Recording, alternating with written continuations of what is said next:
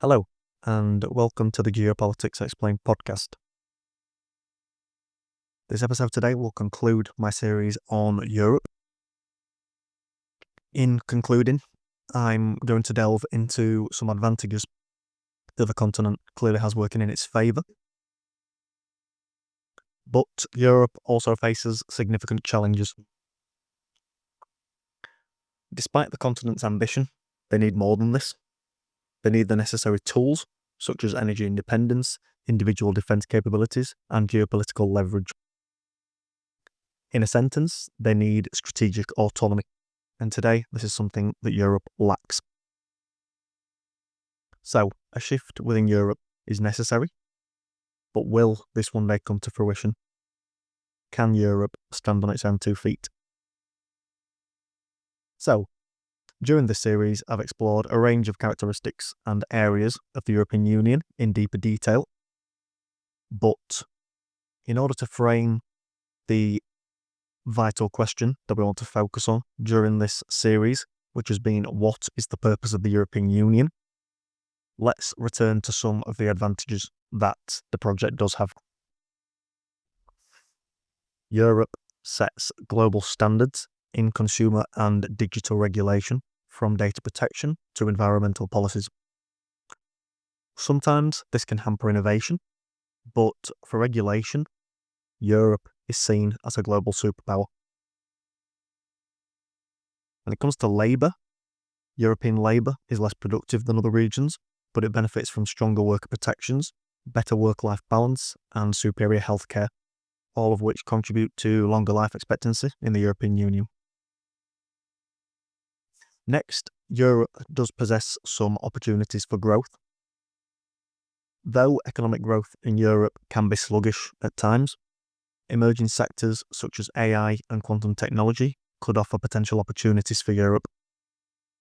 Integrating Eastern Europe into more efficient and connected supply chains could also offer long-term opportunities and reduce trade barriers in the EU single market.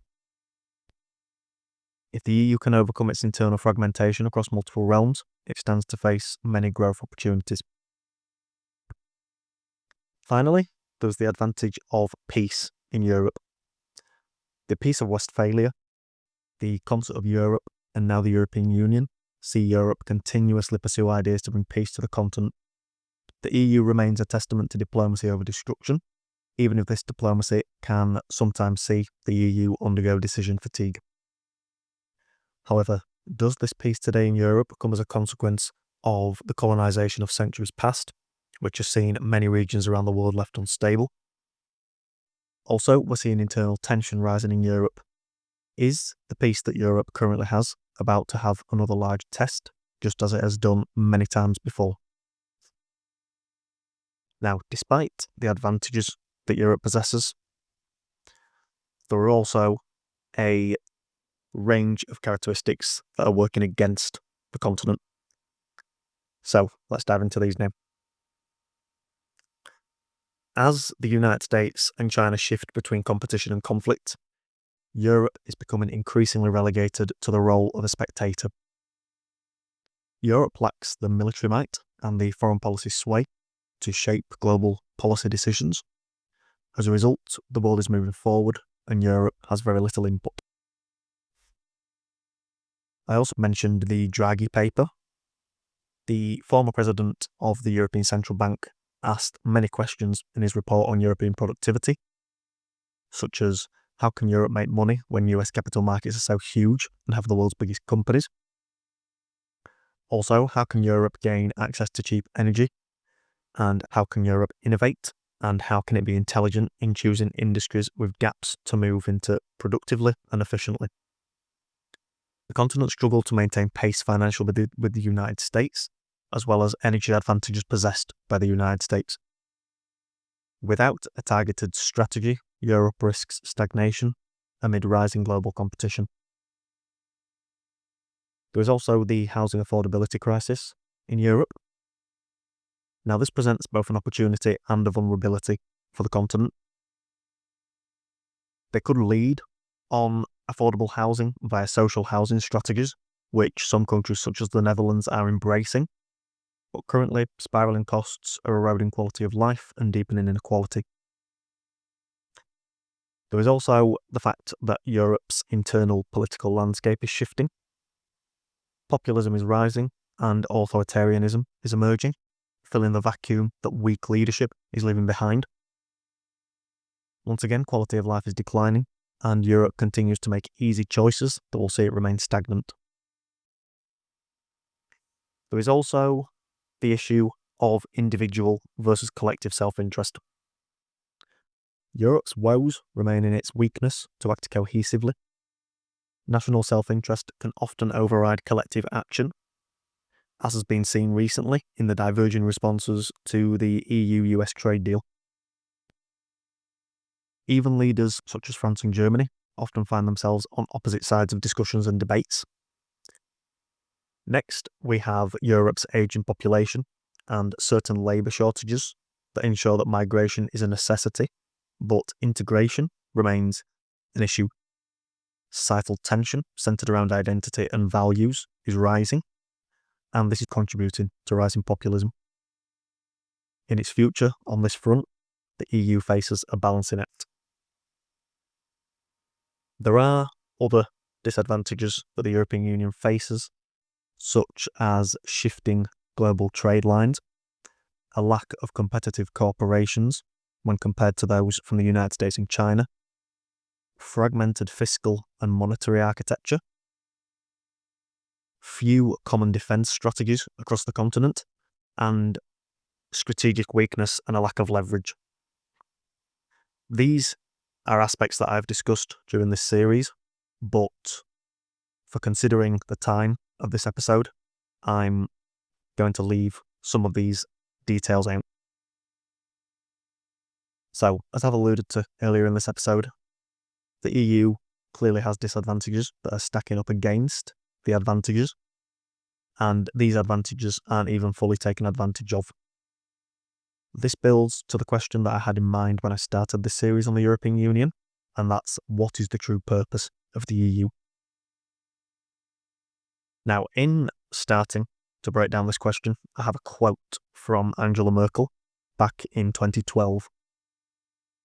She stated, "If Europe today accounts for just over 7% of the world's population, produces around 25% of global GDP, and has to finance 50% of global social spending, then it's obvious that it will have to work very hard to maintain its prosperity and way of life." It was seen back in 2012 that Europe would be facing certain struggles in the future, yet the continent has continued down the same path and finds itself in an even more difficult situation today. Back in April, I wrote 2 posts on Europe and the project's collective aspirations, goals, and shortcomings. In these posts, the external influence on the European Union from other geopolitical actors was clear. The initial Trump trade threats saw the EU threaten to pivot to China. We've also seen the destruction of Nord Stream, which has put Europe in a tense energy environment, especially when it comes to natural gas. And we also have the war in Ukraine, adding further strain to the continent.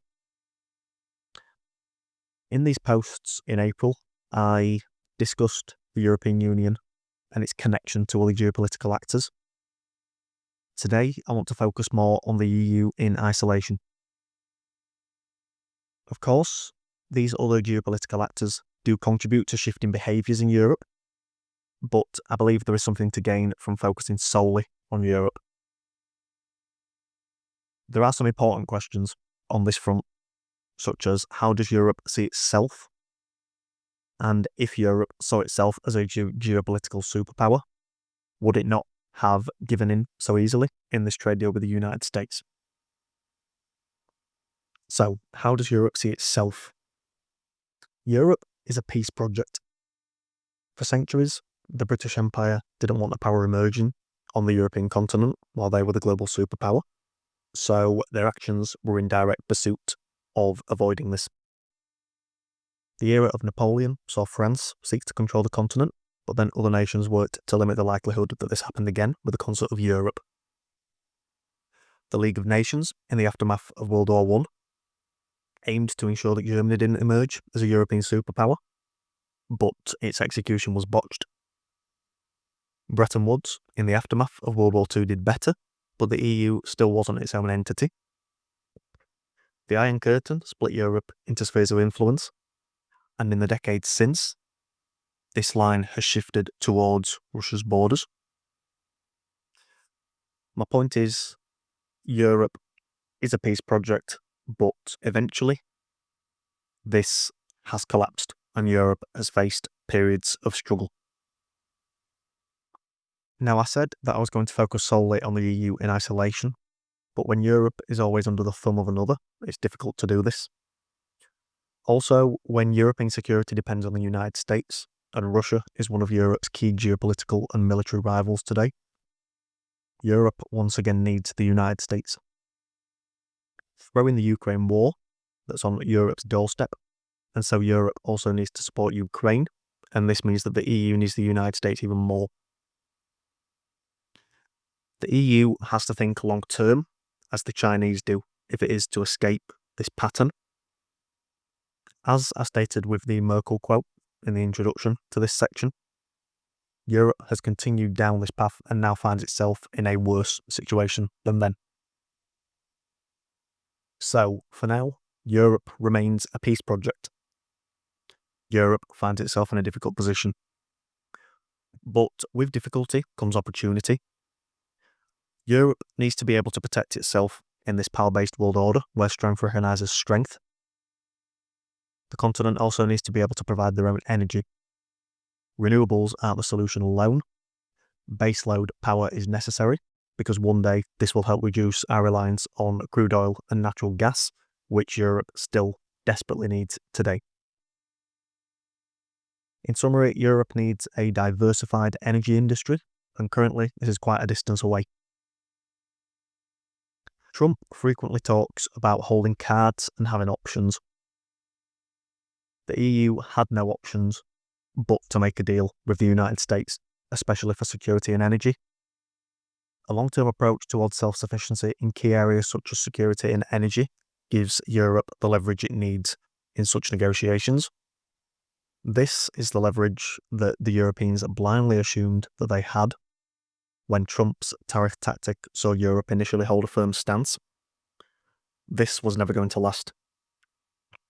Europe needs to start considering its own leverage, and this requires a pivot to long-term thinking. It also wouldn't hurt if Europe considered potential worst-case scenarios in its future and started preparing for if these situations unfolded today, rather than addressing them when they emerge. While some individual states do retain capacity in certain sectors, the EU as a bloc lacks cohesive strategic autonomy, and this is one of the biggest critiques when it comes to Europe and its purpose. So, to conclude, I've covered many topics during this series, but the one pivot that Europe can make today to possess options in the future is to focus on the long term, not the short term. As we head into the future, Europe will have to be honest about the difficult position that it currently finds itself in. Europe will have to face the questions of the systemic characteristics that have set the EU up for failure. Assumptions and realities will have to be challenged, and unthinkable scenarios could become inevitable pathways for Europe. They can consider these today, or they can limp through when they emerge with short-term fixes that will ultimately doom the project to fail. Europe has few options today, so it needs to create an environment where it has a lot more. In the episode that I discussed European demographics in, I introduced Jared Diamond's book Collapse as a frame through which we could view European demographics. As I stated in that episode, Europe won't collapse in its future, but it could require societal change.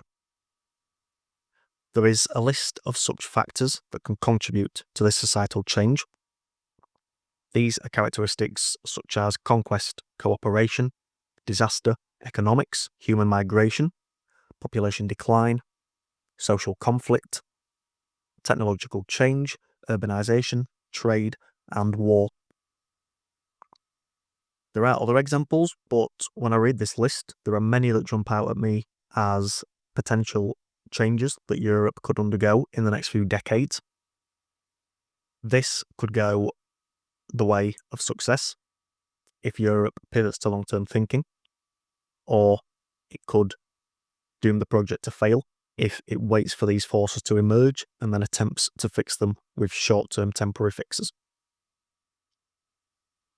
This has concluded my series on Europe.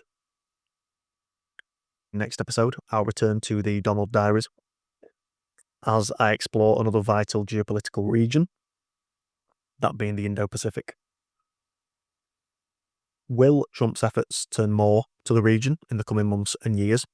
And how will this region shape the coming decades in geopolitics? This will be released on Tuesday. If you enjoyed this episode, why not leave a review on the podcast platform of your choice? I've been Dylan. I'll talk to you next time.